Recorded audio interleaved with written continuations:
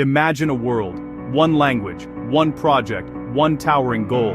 That's the setup for the Tower of Babel, short, sharp, and right after the flood in Genesis. People settle on a plain called Shinar, and I can hear the ambition crackling.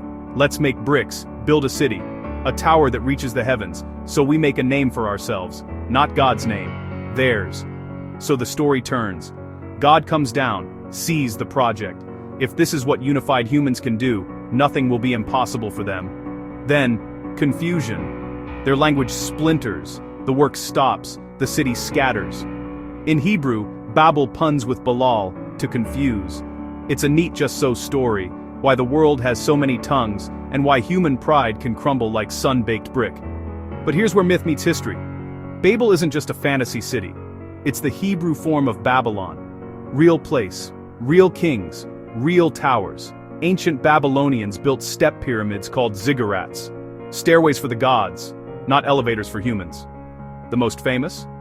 Etemenanki, house of the foundation of heaven and earth.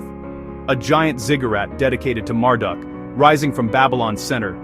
Think massive mud brick core, glazed bricks outside, and bitumen. Exactly the stuff Genesis mentions, bricks for stone, and bitumen for mortar. We know Etemenanki existed. Archaeologists found its footprint. Babylonian tablets list its dimensions. Later rulers like Nebuchadnezzar II bragged about restoring it. Was it to the heavens? Not literally, but for an ancient traveler, it would have looked like a human-made mountain scraping the sky. And the language twist. There's an older echo. A Sumerian tale, Enmerkar, and the Lord of Arada, imagines a time when all people spoke one tongue, then the speech of humanity was confounded. The idea of a unified language, lost through divine action, was already in the air of Mesopotamia.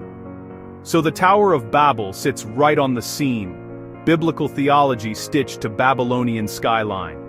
On one side, a moral about pride, humans grabbing the heavens to make their own name. On the other, the very real spectacle of ziggurats, royal propaganda cities flexing their power.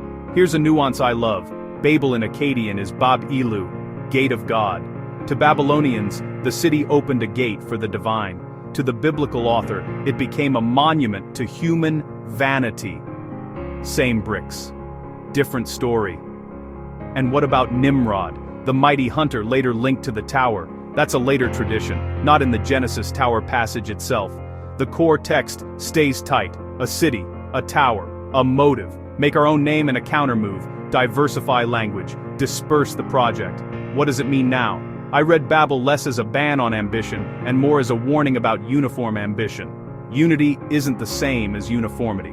When everyone speaks one language, literally or culturally, it's easy to build fast, and easy to forget why we build. Today, we stack our own towers. Data centers, rockets, AI. The question isn't whether they reach the heavens, it's whose name they carry, and who gets left voiceless in the process. Myth gives the meaning. History gives the scaffolding. Between them, Babel still speaks in many languages about how far we should go and how carefully we should climb.